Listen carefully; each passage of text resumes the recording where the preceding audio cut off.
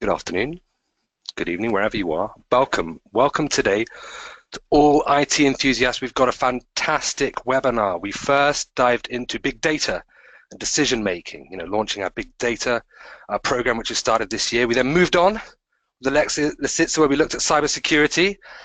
Terrifying, but also a tremendous, wonderful, a very interesting webinar. And today we look at software as a service, SaaS, in focus. And we have a wonderful guest, Mr. David Sanders. So with no further ado, let's meet our wonderful guest for today. Hello, David. How are you? Hey, Joe. I'm really good, thanks. How are you? I'm very, very well. Now, the last time I saw you in person, you were holding this award. Can you just tell us what this award is all about? So this was the Student of the Year award that I received on graduation, and it was a phenomenal event, and it was very humbling to receive it because I attended with a cohort of really talented people, and then to get told that I'd been awarded this award was really, really fun, really exciting, and culmination of my 3 years postgrad program with UOL and Laureate, and it was fab. Well, you were an information systems management student. This is your second appearance in a webinar. The first time we had a special webinar with you for our American time zone audience, just telling them a bit about your experience as a student. But today we've got you in for a very different reason, David. We're really diving into a particular topic that we discuss on our programs, mainly on our information systems management programs, but there'll also be students, David, listening in from our management programs, our MBA, for example, that will be in IT and will want to know what software as a service is all about and how to set up your suite of software packages in order to be future-proof, in order to not end up in a position where your systems aren't working for you. So that's what we're talking to you about today. Cool. Can you just give us a brief blurb about your background? Where are you from and what do you do? Yeah, so I'm a technology strategist. So today I work for Microsoft. I will caveat that the opinions today are my own and don't represent Microsoft in any way.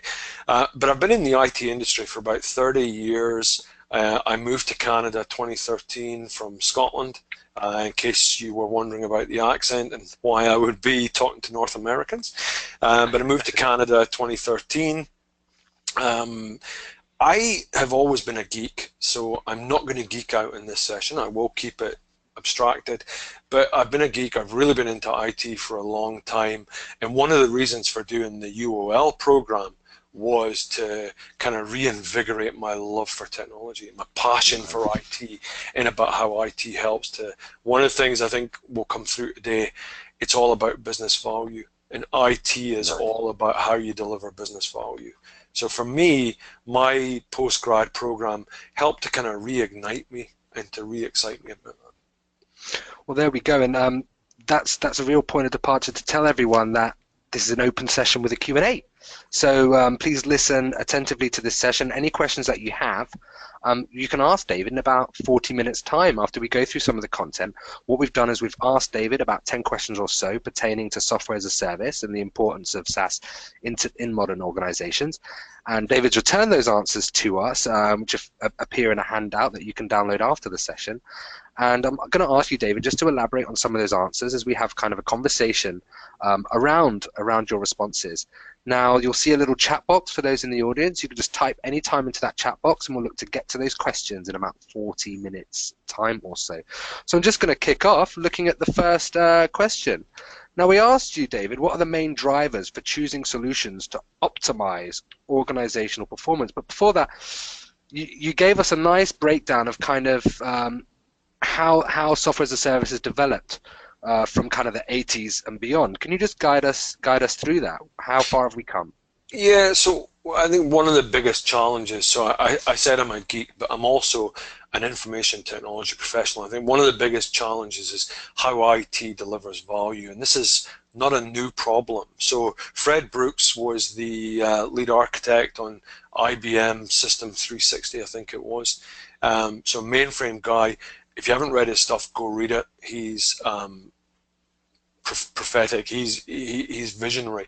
And in the 80s, he talked about the fact that IT systems were like werewolves. These were these seemingly innocuous, innocent systems that became this supernatural creature, and there was no silver bullet. He talked about a number of ways, and I'm not going to go into it in depth. Read the paper by Brooks. It's fascinating. It's from 1987. I can't remember if it's from the ACM or the IEEE. I think it's the IEEE. But read it, because he talks about the fact in the 80s that we had these problems. And then even in the 90s, the first chaos reports came out. And the chaos report started to talk around the fact that, hang on a second, we were getting below 20% success with our IT projects. We weren't delivering what we said we were going to do. And IT as an industry is very good at introspection, but we still weren't delivering what we should be delivering. Now, you kind of hope that over time we're going to get better. And in the noughties, for want of a better term, Charette published a great paper highlighting the fact that really there were failures that amounted to $14 billion kind of lost business revenue. Again, this is a great report to go and read. Again, I'm pretty sure this came out of Spectrum. All my citations are cited properly, remembering back to school days. But this is an area where we're still not making it. And if we go on to today, the Canadian government, so my adopted motherland, had a major issue with their payroll systems. And this is 2016, right? Last year, when we're delivering and doing a basic fundamental business problem of how I pay someone, I fail. The project fails and I can't pay people. I don't know if someone still works for me or whether they've left. I don't know what they're entitled to. And this is causing real financial hardship for a number of people. So IT is still coming up with these failures. And why?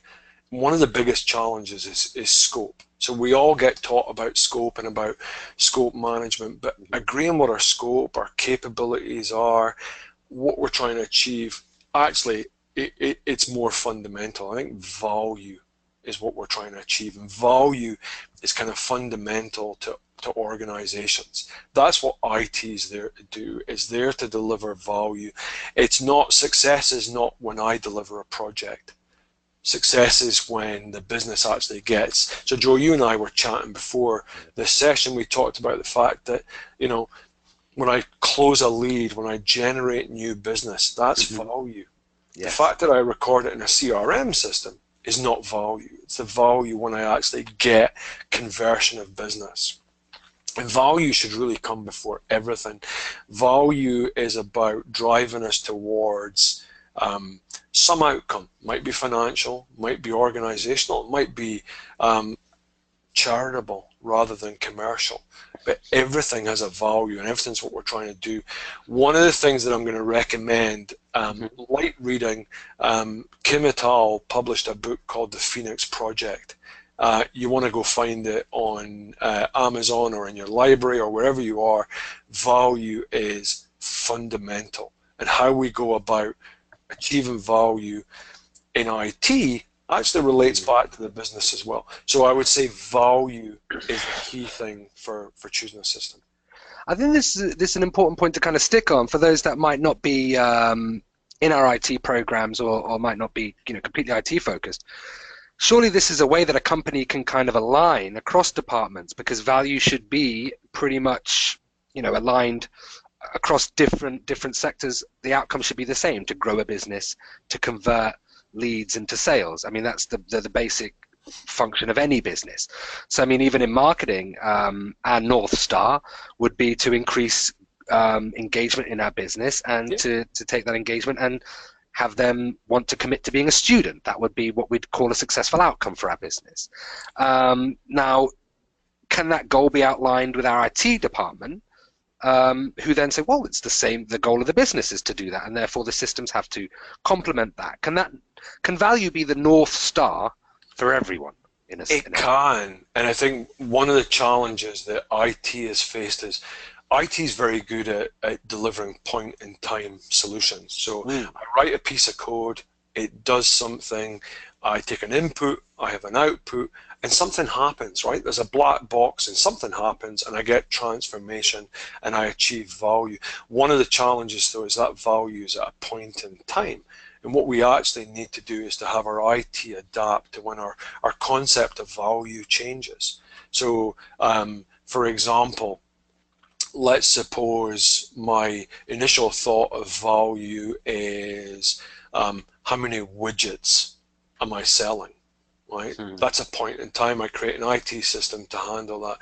But actually, my value statement might change to how many widgets am I actually getting returned and how much profit am I making? And my value starts to redefine and change. And this is one of the interesting points, because value is evergreen, right? Value, if we stay at a point in time with value, we're going to go out of business because other people will overtake us, they'll accelerate us, they'll deliver value better. But actually, value is evergreen. And if value is evergreen, our IT that's used to deliver value should be evergreen. And that kind of leads on really nicely into this point of evergreen software. And No, yeah, go on. I mean, sorry, no, you've brought us straight into today's topic, which is evergreen IT. And so, is that how you define evergreen IT? Systems that constantly deliver a returning value to the organization.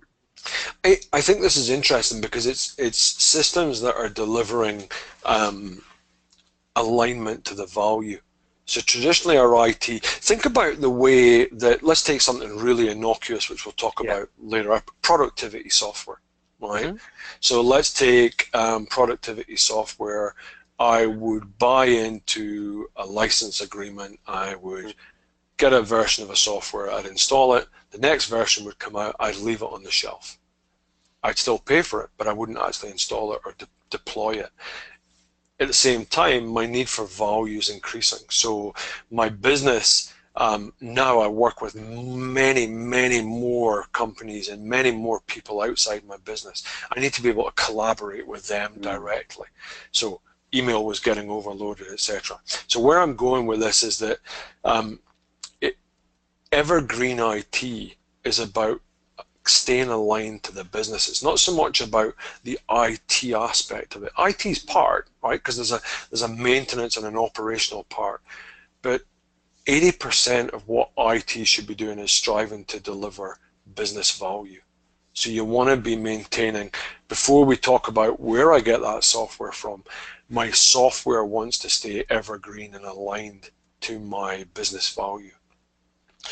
So I assume if organizations feel that their software systems are not delivering them the business outcomes that they want, or their businesses are failing, or there's a decline, that there's a certain point where they have to, I don't know, get out a blank piece of paper and start going to the beginning, back to the drawing board, looking at value, looking at those systems, auditing those systems. You know, what kind of job is it for a company, you know, that's been around, let's say, pre-internet and has got early iterations of software back in the 90s or whatever, the early noughties, and has now realized that it's not fit for purpose? That must be quite a massive, and we talk about digital transformation here, quite a massive undertaking for a business. So it is, and this point on digital transformation, so businesses are starting to look at things like other people's work, right? So instead of having to produce everything yourself, and a great example of this is Amazon, right? And if you look at Amazon as a bookseller and you look at the reviews that people do. So Jeff Bezos would say, this is other people's work, right? I'm getting things that attract people to my site to get them to read books and to do reviews, but I'm not having to pay for it. So I want to change and transform the way my business is operating. So other people are starting to try and do the same to attract people to their websites, their sales engines, their marketing engines. And as I start to transform, if I have a program or system that was written 20 years ago, and it still does its job really well, for example, from a plant scheduling perspective. So I'm going to do job A today, then I'm going to follow it with job D because that's a better chemical mix than going straight to job B. Still does that software really, really well, but the other parts, the transformation around it, how do I engage my customers more effectively? How do I engage my customers' customers? How do I engage the market, the industry? How do I drive those transformations? That becomes much harder with a piece of software that still does its core job, but was delivered 20 years ago. The person who probably delivered it isn't employed at that customer anymore. So I've kind of lost a lot of the intellectual property and a lot of the kind of capabilities. And IT investments are significant, right? They are not cheap. And if you go back to Brooks's comment, the werewolf, why would you approach a werewolf? Why would you approach something that could transform into a supernatural being? You tend to leave it alone, right? And that's what we do as IT. We tend to leave things alone. We don't want to break what's already there, but that affects our agility and it affects our ability to respond to business drivers. Again, I'm going to throw in this reference to the Phoenix Project. That's a story about, and it's written as a story. It's written in a kind of Socratic style to ask questions and get the reader to answer the question, but it's written in a style that's very easy to consume. You can consume it. I consumed it on a flight to Asia and then read it again on the way back. But it's really, really interesting because this company has got a major competitor who always seems to do everything right, who's able to respond instantly, to make changes, and they can't. And one of the reasons behind that is because our IT is so complex, we tend to let it atrophy, right? We tend to actually let it, no, I won't touch it, I can't touch it. If I touch that, and it's so big and it's so complex that it becomes difficult to change. And this, this broadens out as well to organizational culture, to HR, to people analytics. There's generational differences, David, between people, maybe newer generations who are, on the diffusion of innovation curve, or early adopters of technology and get into these new systems very quickly, especially social media. And then there might be, some generational issues where the C-suite of a lot of these big companies might be guys who are not that technologically educated, so to speak. And that might create issues in companies where we have the kind of blend of generation as well. Do you see that apparent in organizations too? You do, and there's a great example that you touched on there in HR, right? If you look at, if HR systems traditionally were all about, payroll, employment, training records, etc. The recruitment phase, there was probably a recruitment engine to that, but it did its function and it processed through. But companies are actually vying to attract talent, right? Every company worth its salt says it wants to attract talent and help it redefine its business.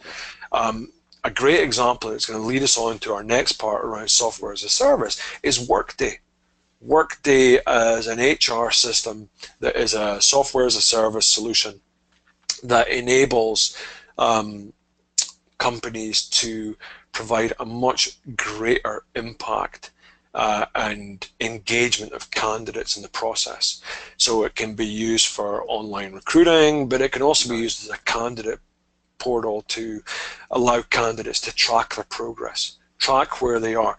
Now, here going back to your point on culture, the way you implement that software as a service solution defines how much return you're going to get out of it, right? So if you culturally still say, no, I just want to get resumes in, I want to process them, I want to tell the candidate where they are, and then get new hires out the other end, then that's what you'll get out of the system. But if you want to use that system to say, actually, these are my customers, so I want to treat them with huge respect as I'm going through that process, then it changes the way you start engaging with those customers. But that software as a service is much easier to transition and to stay evergreen, but culture comes into it as well.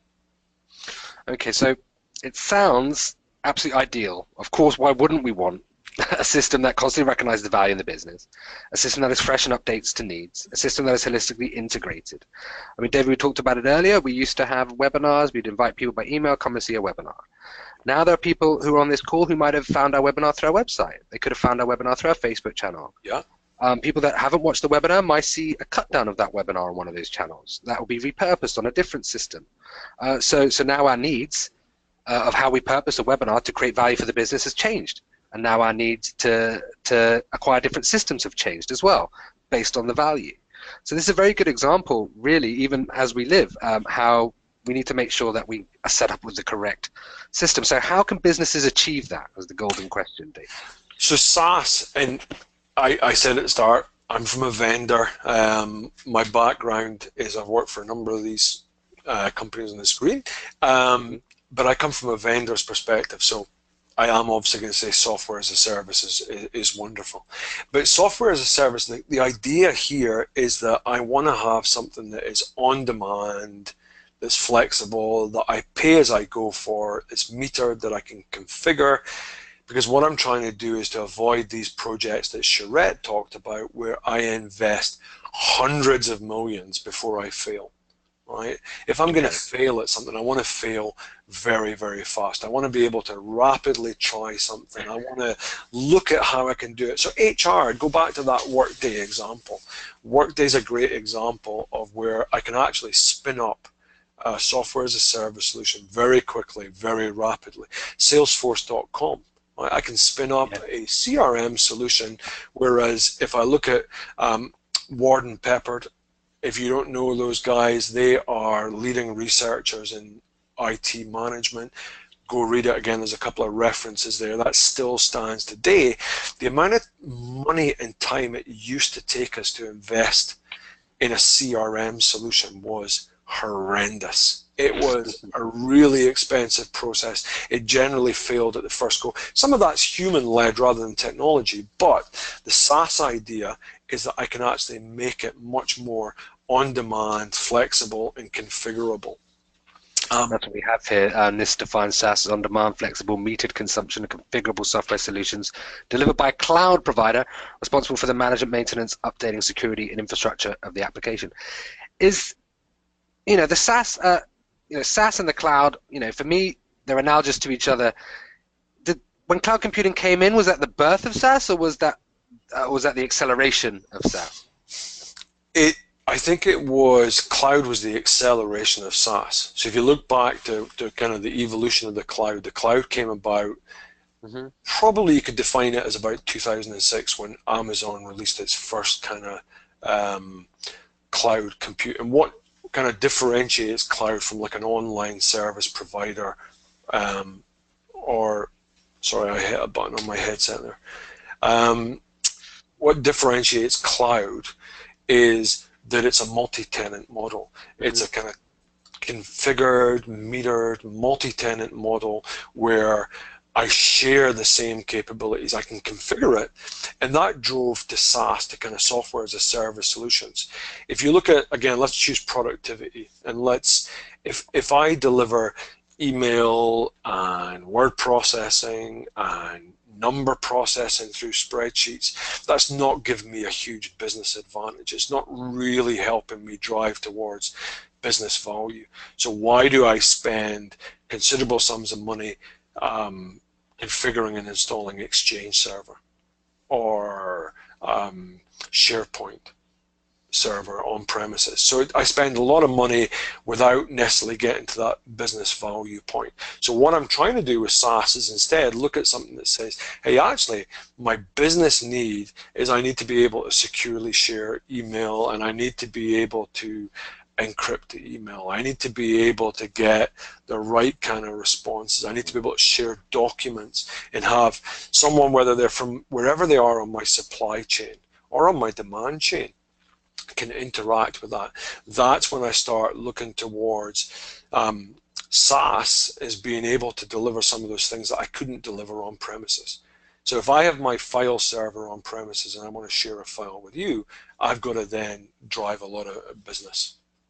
Sorry, I drive a lot of change to my infrastructure around things like firewalls, etc.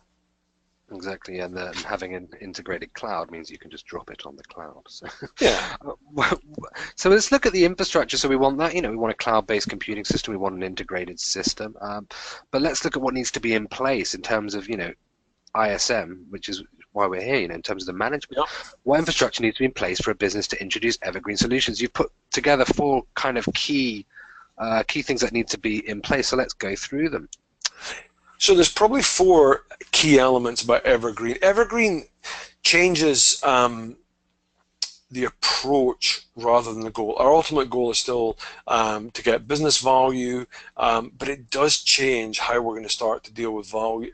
Start to deal with our portfolio, our set of services that are going to help us deliver value. Roadmap's the biggest one. Roadmaps sometimes are shared publicly. So Microsoft, as an example, shares its roadmaps publicly, but some are shared under NDA. So some are shared under non-disclosure agreement with kind of the larger customers. Some you'll get from the blog. So Amazon's blog, for example. So Amazon's blog will tell you what's coming, what's new, but understanding that roadmap is really important, especially from the viewpoint of what you can then leverage to get business value. The kind of second part is early previews. So a lot of the SaaS providers will provide multiple channels for a mainstream channel, but also an early preview. I'll give an example of that. Suppose I'm about to change a piece of functionality that's going to radically make a different approach. If I have an early preview channel, then a proportion of my users will see it before other users. And this is analogous to A/B testing for kind of marketing folks out there, right? So I have a control group and I have a subset where I can actually test and evaluate change. So the early previews don't allow you to avoid change, but they give you insight to what's coming. Typical from an ISM perspective, this helps your help desk, your change management teams, your training people actually come up to speed and be ready for the change that's coming. Sorry, you were going to ask? No, I'm just saying, more fool any company out there who wants to get our business and doesn't have previews to offer us, which is often the case, or as is even more often the case, the promise of a rollout of a new update, and waiting and waiting and waiting and waiting and waiting.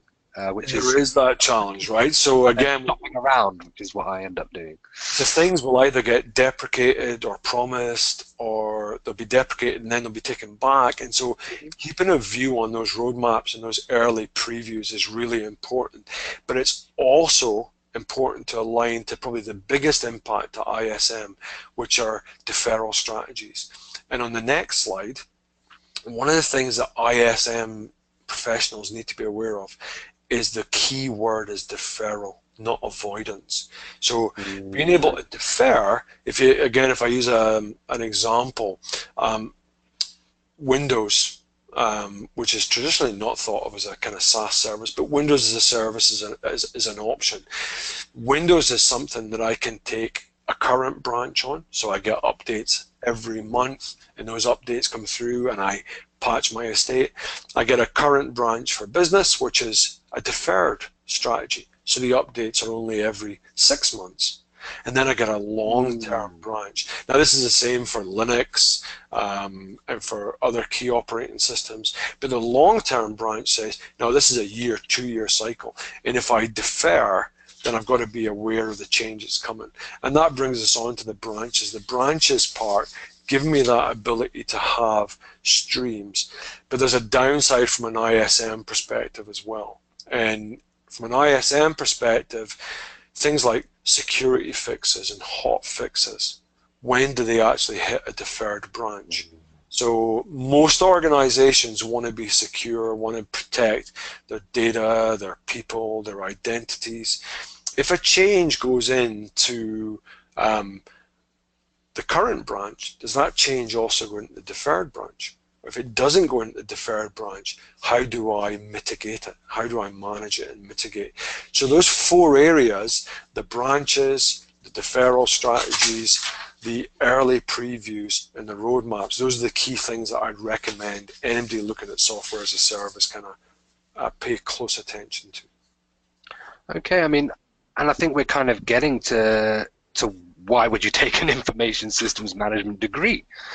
Because I assume it's on the course, and we'll kind of touch upon that later, Yeah. where you kind of learn the complexity of having to keep all these balls in the air at the same time and what to concentrate on. And that's part of the skill of managing what we call the software portfolio. So what are the best strategies then, David, for managing the software portfolio? There are two key elements to a portfolio, any portfolio: your governance and your strategy. The strategy is where are we and what do we want to do as a business. And again, I'm going to pull it back to business value, because your IT strategy has to reflect that business value. And if your business is going to be incredibly agile, then your IT strategy has to be incredibly agile. The governance aspect of this is really around, how do I manage my software portfolio as a set of services? How am I going to have emerging services? What am I going to do to bring a service on? What's going to be my mainstream services? When does a service become legacy? And when do I actively retire it? And a lot of organizations don't actually think about those kind of 4 cycles. So if I have legacy software and legacy systems, like an IBM mainframe that's still sitting there, and many organizations have them, what's my plan for it? It's okay to be in that legacy mode, but what's my plan for it in the portfolio? How am I going to do that? Evergreen IT starts to change a lot of this, because it becomes less about ever hitting that legacy cycle. So I'm much more into the emerging, what's coming, what can I take advantage of. Again, Joe, before this webinar began, we talked about the fact that there's now Skype for Business, there's Zoom, there's GoToMeeting, there's Citrix, there's a number of services. Abundance. Abundance is a great word for it. And Evergreen SaaS provides the ability for me to do much more shopping around than I used to. It also means I don't have to invest in something and keep it for 3 or 4 or 5 years. So when I'm looking at these solutions, I've got to have a way of being much more agile at that stage of the governance model. So it's the ability to, so it's the ability sometimes, if you see something that's going to add value. So let's say I put this, just free thinking, I put this webinar on our website and I want to track engagement, something like that, then maybe I can buy an API or a piece of software that tracks that engagement, but I don't want to necessarily be married to it, and I don't want to be committed to that piece of software for 2-3 years, but I might want to see if it works for our purposes now and integrate it, but I want to be able to remove it without it bringing the house down. And that's one of the big challenges with software as a service, right? So software as a service, and especially cloud delivered evergreen software as a service, is designed to be as flexible as possible. From a vendor's perspective, those APIs are hooks. So those are the things that, because we don't have open standards or open source elements to them, they are the hooks designed to add value to your adding of value to the business. So those are the things that you need to watch for. And that brings us on square on to entry and exit strategies. And your entry strategy is fairly straightforward, right? It's what I do in every business. Why am I doing something? How am I doing it? How long am I going to do it? What will it achieve? How do we do it? Entry strategies are really pretty well covered. You know that, so again, going back to your example, Joe, when you're looking for a webinar system, you know the kind of hooks that you have to get for your CRM system. You know the capabilities you require, and it becomes incredibly easy to then evaluate that and to drive that forward. It also becomes very easy, and one of the big benefits of SaaS is I can make a mistake, right? If I take my credit card and sign up for Google Apps or G Suite, I pay my $5, I make no commitment, or even if I make a commitment, it's $60 for the year. I try it, I find it doesn't work for me.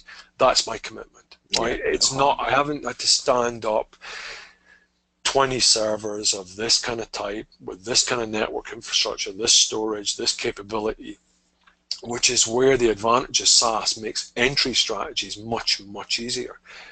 The flip side is SaaS makes exit strategies much, much harder.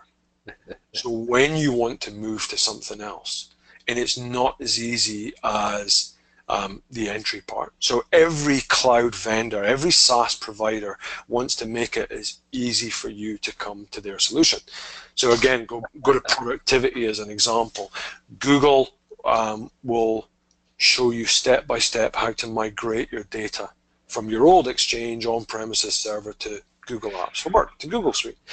Microsoft will show you how to migrate your Lotus Notes mail over to Office 365. Entry strategies are really easy. The challenge comes when you decide to exit.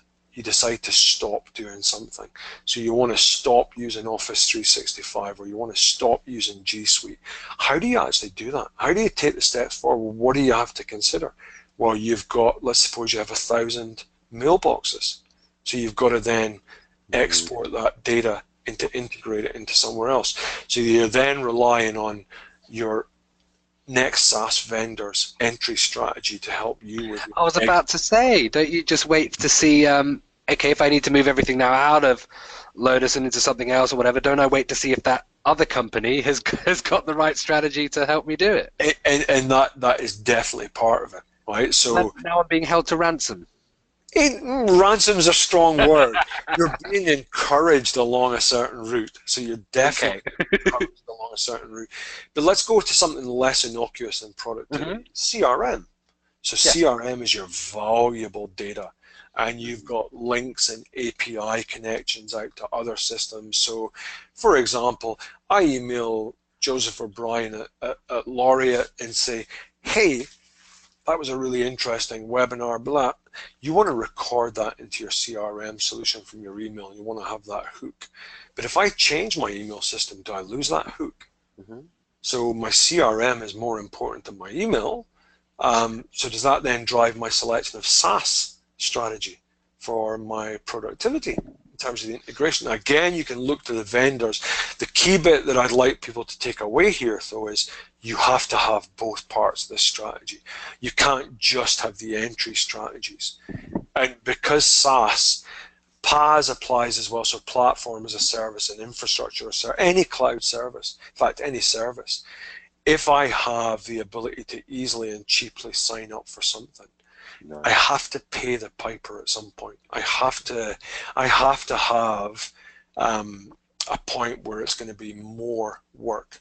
It kind of laws of physics type, right? So my exit strategy is where that's going to come in. Okay, so let's have a look then at that relationship. Talking about exit entry strategies, you need to set up a decent vendor-client relationship. So, what elements then, David, are crucial to this relationship? It's in a relationship that you're setting up all the time in your position. What is really important? So the biggest thing I would say is being really open and honest in kind of both parts, right? So from a vendor perspective, it's being open and honest about what you have to offer, where it is, and having a roadmap. Interestingly, if you look from an ISM perspective, and certainly as more organizations are moving to product management rather than IT line management, a product owner has the decision as to whether they produce a roadmap. Don't underestimate the value of a roadmap and being open and honest, because it tells your customers what's coming, tells your customers when you've tried something, it didn't work, and you're going builds to trust. It builds trust. From a client perspective, from a customer perspective, that openness and honest approach is around your requirements. So again, productivity is an innocuous example. If you are heavily focused on online citation and referencing and having referencing capabilities built into your word processing, be honest about that. Be open and state that as a feature, because that's going to be something that drives you towards distinct products or a distinct solution.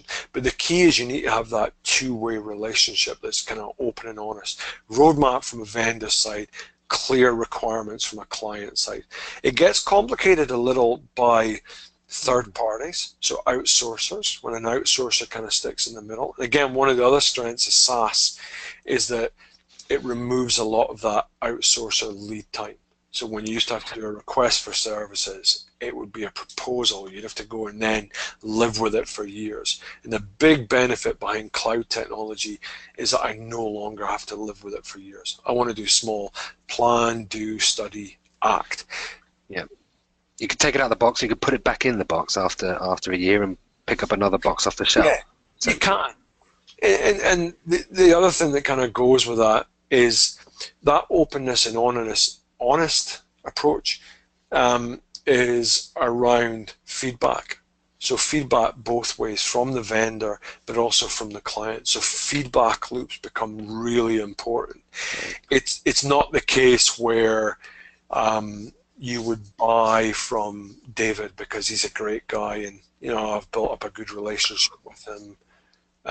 His kids go to my kids' school. That's gone.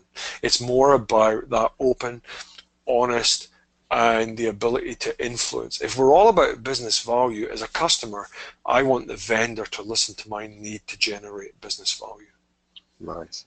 Now we talk about big players in the market. Obviously Google, huge player, Microsoft, huge player in the market. I always wonder what Apple and their system and their different way of doing things, where they fit into software as a service. Everyone likes their Apple products because they have their phone linked to their iTunes, linked to their thing, and that, for me sounds like holistic integration of everything that works. I mean, is that an approach that they've always kind of had, or is that kind of different the way they're set up? I think it's interesting. So again, purely personal perspective, Of and I'm a big iPhone user as well. Apple were kind of late to the services game, so they're catching up. But things like iCloud was almost a Me Too play. So Apple's ecosystem works really well when it's closed, kind of walled garden, works really well, and I moved from my Apple iPhone to my Apple TV to my Apple Mac. Where Apple didn't catch on as quickly as Google, Microsoft, Adobe in particular, was in the transition to the cloud, and the ability and the desire to move compute, network, and storage to the cloud. Not just because it's cheaper, but because it's more effective. I don't have to think about high availability of the service. I let the cloud provider manage it. And an interesting question, this is not in the handout, but I'll leave it for the audience. Are you a traditional IT department, or are you a cloud broker, right? Is your goal as an ISM professional is really to manage services? It's how you actually move forward. So it's all about, are you a traditional IT department, or are you a broker of these vendor services? So from the Apple perspective, Apple make great products, but I think they were late to the cloud game. Wow. So the last question before we move on to kind of looking at our programs and taking some of the questions from the audience, of which we have quite a few by the looks of it, okay. Is telemetry. And now is a world where I have to concentrate a lot more because I don't even know what telemetry is. So I'm going to ask you to explain what telemetry is to those of us that don't understand in this context, and then how can we use it for our ongoing system requirements? Okay, so telemetry, it is kind of simplest terms. I'm going to look at my notes now and make a visible point. Telemetry for dummies, please. Yeah, it's collection of measurements and data generated by a process, right? So when I am cycling my bike and my speedometer tells me I'm going 10 kilometers per hour, that's telemetry. That's it. It is that simple. Where it gets important is, very quickly, I'll go back to that open and honest and the trust part, right? There's three parts to that: integrated feedback, direct user input, and telemetry. Because telemetry actually tells us what's going on inside of a product. So if a feature is being used by 3% of the users, then that telemetry is going to indicate to the vendor, I probably aren't going to put my investment here. Right? I'm not going to invest, because again, vendors have a set amount of budget to invest in dollars. From a customer's perspective, telemetry is about things like let's think about a process. I order something.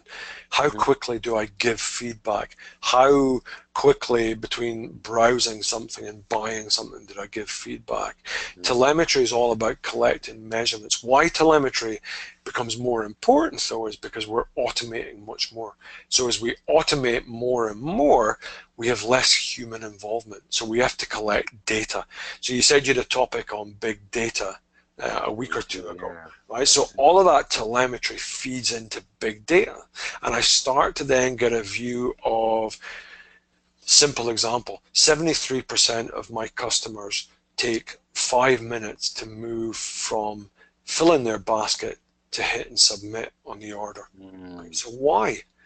Does that then start to lead me on to questions of A/B testing of, actually I'll move the submit button much closer to the user, and 98% of that A group hit the submit button within 1 minute. I start to get telemetry to make business decisions. So telemetry is really important. This is it, and this is the big data for strategic decision making that we were talking about. Literally using these data sets to look at variables and determinants that are producing business outcomes, and then to hone in on what's working and what's not working. We could use telemetry for this webinar. I can look at how many people across different places in the world are registering to this webinar at different times. I can A/B test that by sending out an email at time 1 or time 2. I can do a post as a video to advertise people to come to the webinar on Facebook, or I could use a static photo and I could test them against each other and create different audience sets. I mean, it really never ends, the amount of data now that we're able to look at, extract, and kind of form decisions on.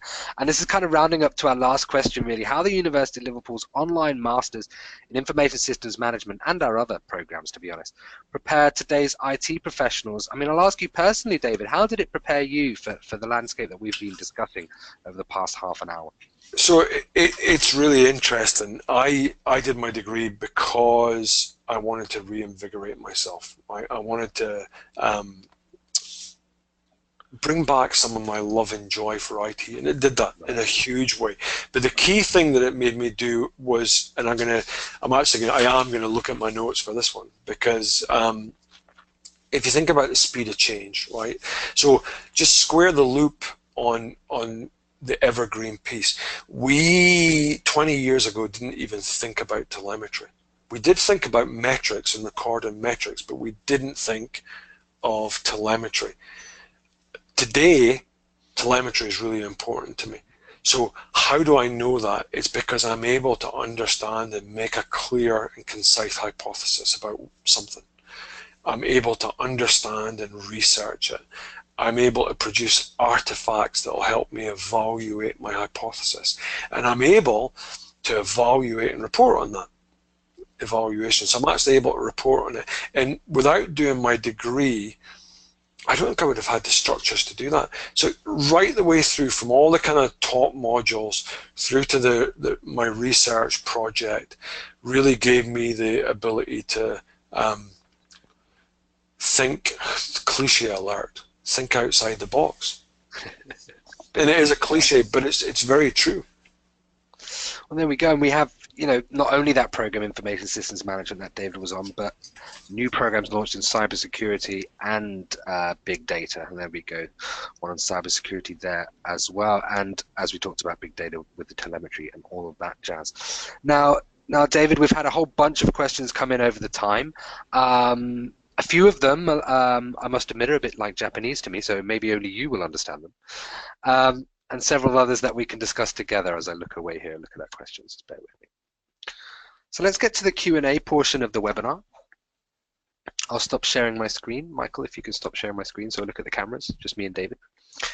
And let's ask some of those questions. So I've got a second monitor here that I'm looking at the questions, so bear with me. First question, how can you ensure that you understand exactly why you are implementing SaaS?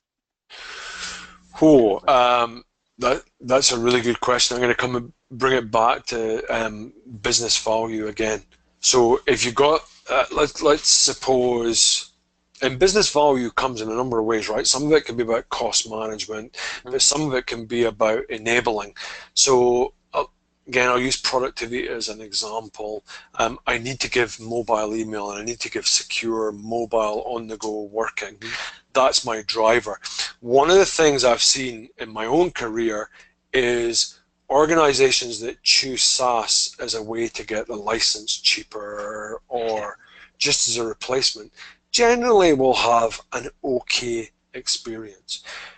Organizations that have got a C-suite person or a business level person leading it. So one of my customers, for example, radically changed the process of how they communicate between their headquarters and their stores by using a SaaS productivity suite. That was amazing. If you've got a business driver, you will succeed. If you don't have a business driver, it's going to be much more difficult. Okay, so let's have a look at some of those more questions. What would be the optimal cost? That's a difficult question. What would be the optimal cost to implement a proper SaaS integration for an organization? What cost elements do we really need to look for? So on the plus sides, we know that we don't have to buy so much hardware, we don't have to buy licenses, we don't have to buy heat and light for our data center for those elements, but there are some minuses. So you do need to think about not necessarily hidden costs, but they're certainly not upfront. Network. So if you're going to start increasing the amount of bandwidth usage and you're going to do all your video conferencing online through a SaaS service, you're going to use more bandwidth. Training is much more important. Training, if you think of a traditional IT system, I do training once at the start of the project. I create all my manuals. The manuals go to the help desk and they live forever for the next 3 or 5 years until the system's changed and the manual's updated. Evergreen changes constantly, so I need to change my training and my manuals constantly. So there's an increase in cost on training. Change management, there's an increase in cost in change management.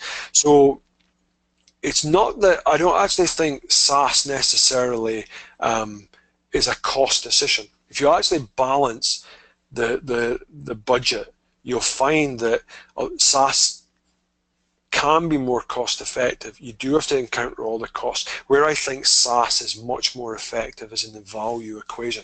I'm going to use my hands, right? So, and he knocks his coffee over.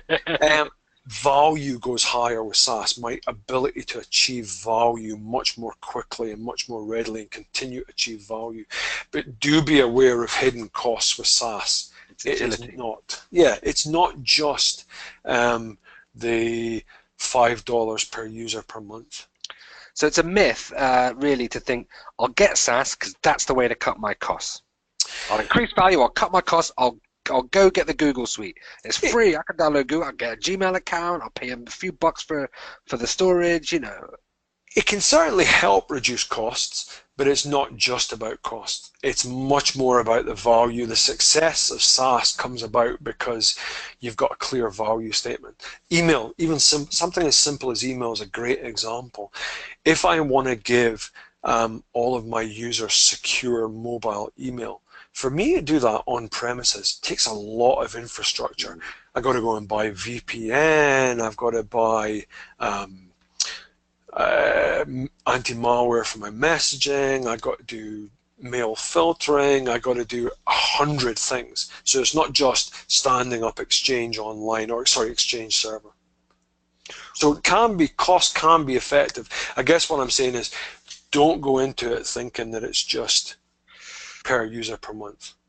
Yes, if you're a manager and saying, oh great, I'll just install this solution, save the business loads of money, it'd be great, and everyone will give me a round of applause. Then next year when they update the system and you didn't look at the roadmap or the deferral strategy or any of the things that David has looked at, then you find that you have to change all your training. You find that there's a clause that you're not, you know, the bandwidth you're not hosting your videos on because you've got a new video server, but you're not paying for the bandwidth.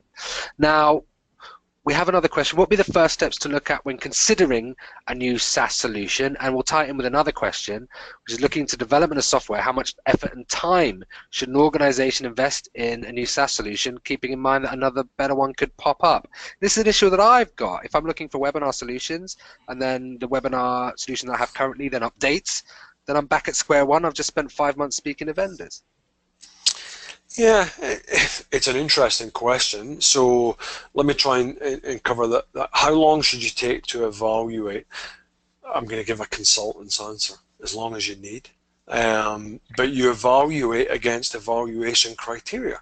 So clearly define your criteria up front. You don't have to get to every T crossed and every I dotted, but you do have to have evaluation criteria.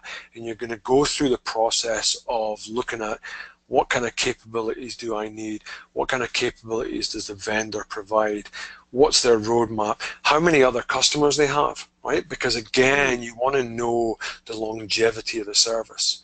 Now, it's not to say that only the three big guys, and the three big guys are Microsoft, Google, Amazon, not to say that you only get services from them, but it's about understanding your criteria and your ability. Now, on the second part of your question, if I remember rightly, in fact, do you want to refresh quickly on that? Yeah, so it's, what would be the first steps to look at when considering a new SaaS solution, and how long should we spend on investing in a new SaaS solution in terms of time and effort, considering that there are constant updates and advances in technology? So here, look to the vendors to help you, because each vendor should be guiding you as to how to come on board. One of the roles that probably didn't exist 5 years ago, most of the vendors now have success managers.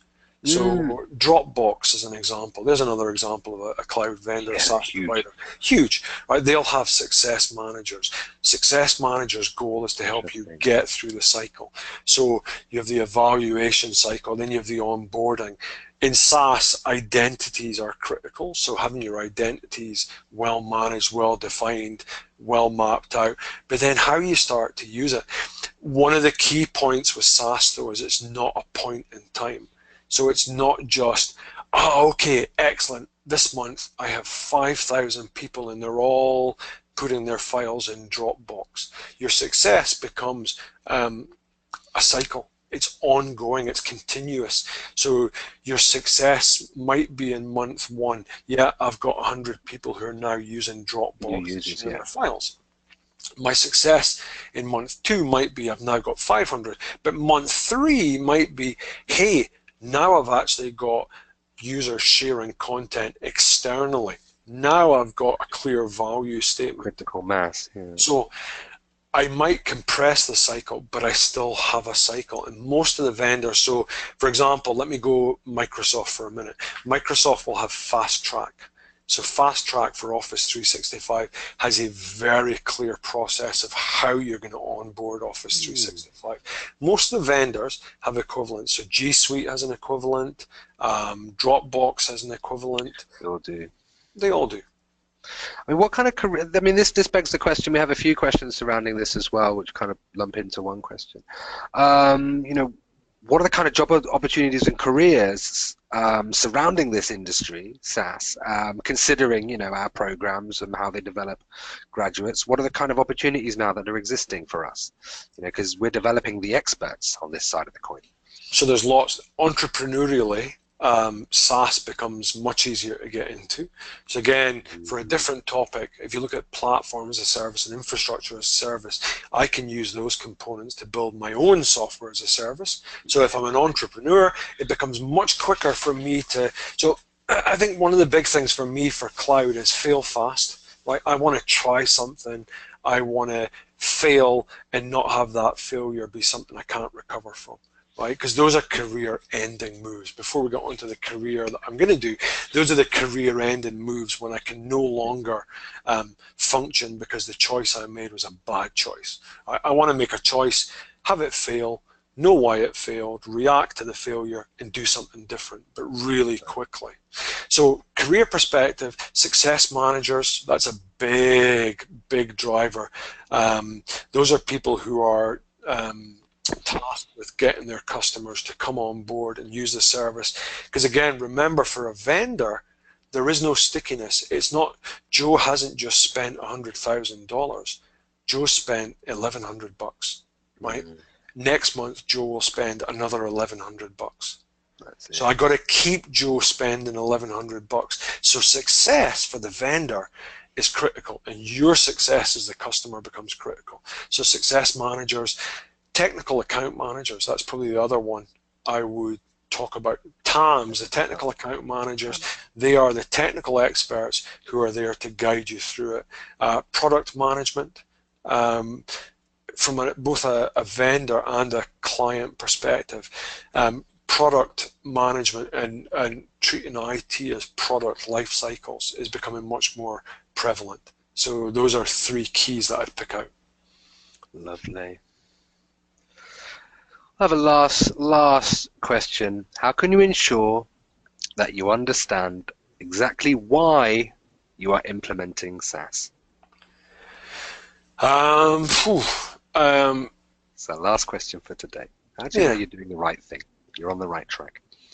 Because you've got a business view of value. So I'll give you an example. I won't mention the customer names. A customer I'm working with, they're a huge global multinational, and their CEO is driving their software as a service program. Their CIO has a clear view as to why this customer is doing that, and they are wanting to connect more with their customers. They want to make the customer engagement process smoother and easier.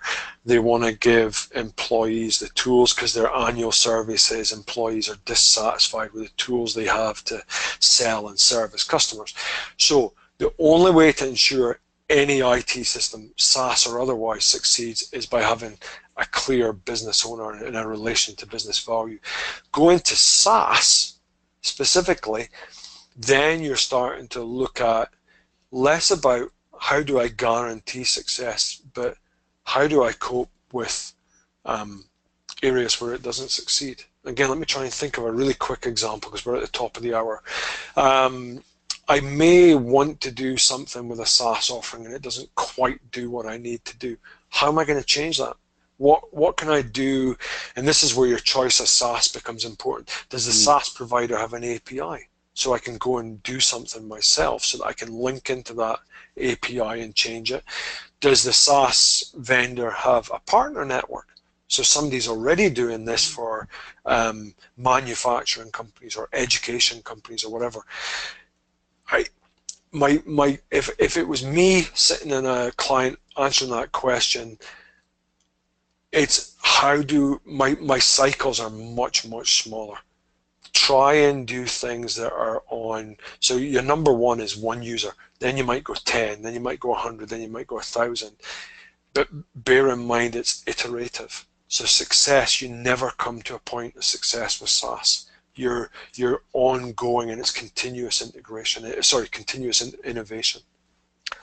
That's a great point to finish in. Much like life, much like having a growth mindset, much like education, the friends told me the roots of education are bitter, but the fruits are sweet. The roots of SaaS might be bitter, but the fruits are sweet.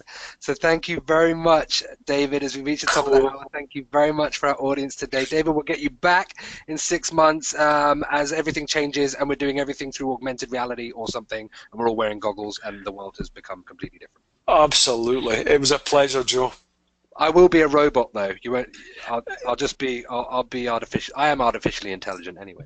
By that time, it will be a life of leisure, and we will have no labor. Exactly. Who needs a working week, right? Thank you very much today. Thank you for all of our great questions. Please do not forget to take a handout so you can read a bit more about it. And thank you very much. We'll be in next week, where we look at artificial intelligence and the implications on ethics. What are the algorithms and formulas that are underwriting artificial intelligence systems today, and are they fair, or do they bias certain groups? So tune us into us next week, where we have our MBA graduate Jeff Xiong, who's a consultant from China, an expert just like David but on a different subject, and we're going to talk all things AI. Now thank you very much, David. Good luck. I hope you enjoy Canada and the weather there. And thank you very much to our guests. Thank you. Cheers. Cheers. Goodbye.